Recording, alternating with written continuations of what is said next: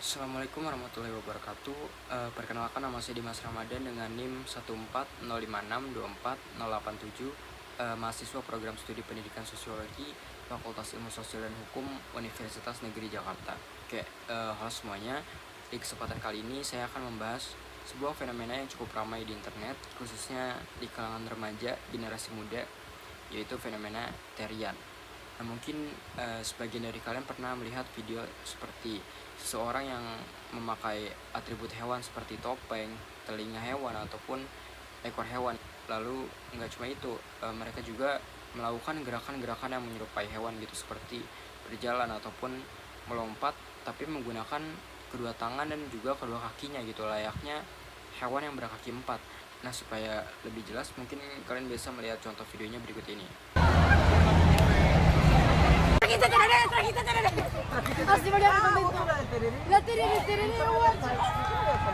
Fuerza zorra. Zorras unidas jamás serán vencidas. Hostia.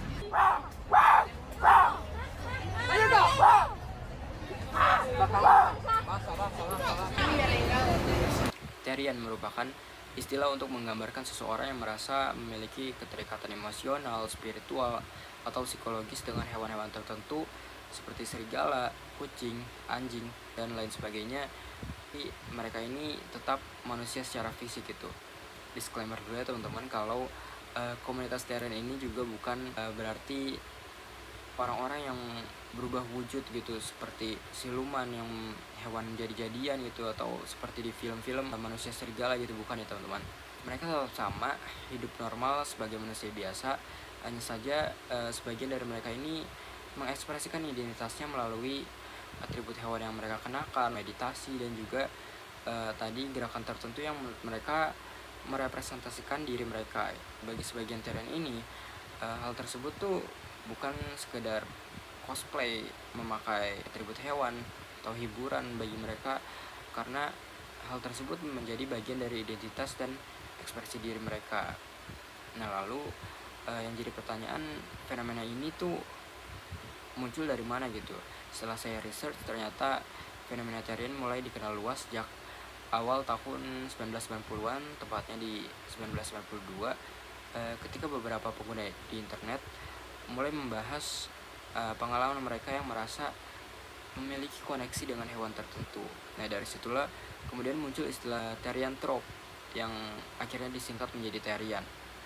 Nah, mungkin saya bisa pastikan bagian masyarakat seperti kita memandang kalau fenomena ini tuh sangatlah aneh gitu, juga sulit untuk dipahami oleh logika gitu. Namun bagi sebagian terian, uniknya itu mereka mengaku kalau koneksi antara hewan-hewan tersebut muncul melalui secara alami gitu, melalui naluri, melalui mimpi, melalui insting, dan juga emosi tertentu yang menurut mereka sendiri juga sulit untuk dijelaskan gitu.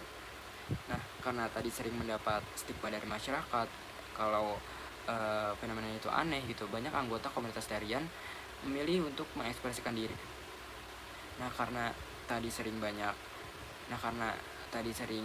mendapat stigma dari masyarakat, banyak anggota komunitas terian memilih untuk mengekspresikan diri mereka melalui komunitas online.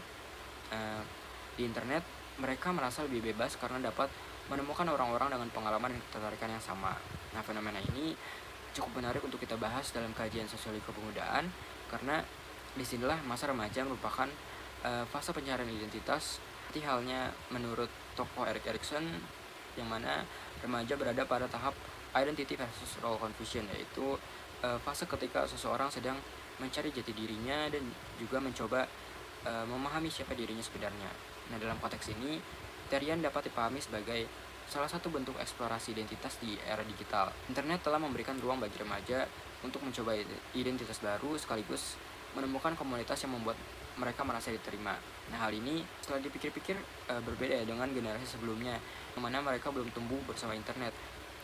Mungkin dulu seseorang merasa lebih terbatas dalam mencari komunitas karena mereka hanya bergantung pada lingkungan sekitar mereka, sedangkan sekarang kita melalui media sosial, seseorang dapat dengan mudah menemukan ribuan orang dengan minat dan identitas yang sama, yang serupa, hanya melalui internet gitu. Nah karena itu fenomena tarian ini juga tidak bisa kita pandang sebagai perilaku yang aneh semata, tetapi juga sebagai bagian dari dinamika sosial generasi muda modern. Nah tapi ternyata yang jadi perhatian teman-teman, tren ini bukan hanya berkembang di internet aja, tetapi juga mereka ini mulai terlihat di ruang-ruang publik. Seperti contohnya sempat viral kemarin di bulan Maret 2026 lalu terjadi di Bosques de Palermo, Buenos Aires, Argentina. Di sana terlihat sejumlah anak muda yang berkumpul dengan menggunakan atribut hewan dan juga melakukan gerakan-gerakan yang menyerupai hewan di ruang publik itu.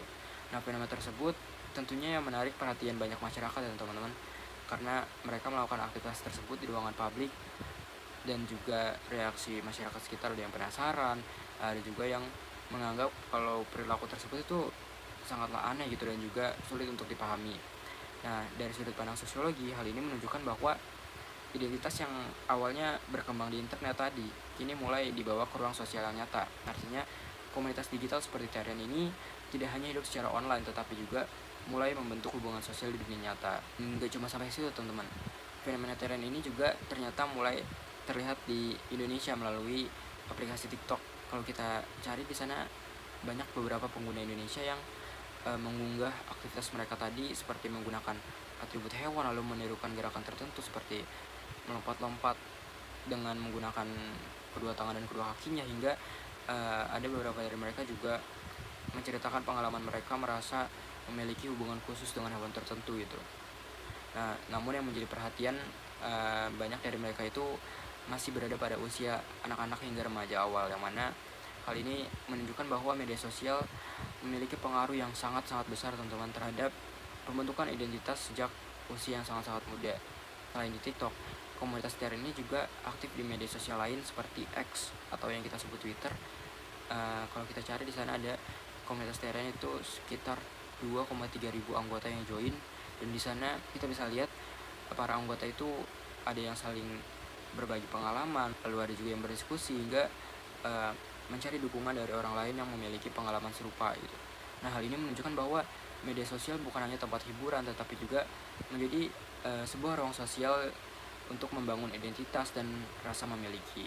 Nah bagi sebagian anggota, komunitas online lah yang menjadi tempat paling aman untuk mereka untuk mengekspresikan diri tanpa takut dihakimi oleh masyarakat sekitar. Nah karena itu fenomena tarian ini juga dapat dipahami sebagai bentuk ekspresi diri generasi muda di era digital. Karena berkembang cukup besar di internet, fenomena tarian ini juga mendapat sorotan banyak dan stigma dari masyarakat yang menganggap kalau komunitas ini tuh aneh dan gak normal gitu. Nah tapi dalam sudut pandang sosiologi, reaksi seperti ini sebenarnya umum terjadi pada subkultur pemuda, karena dalam sejarahnya subkultur seperti punk, emo, cosplay, bahkan fenomena internet juga pernah dianggap aneh oleh masyarakat itu. Nah hal ini menunjukkan adanya perbedaan cara pandang antara generasi muda dan generasi sebelumnya.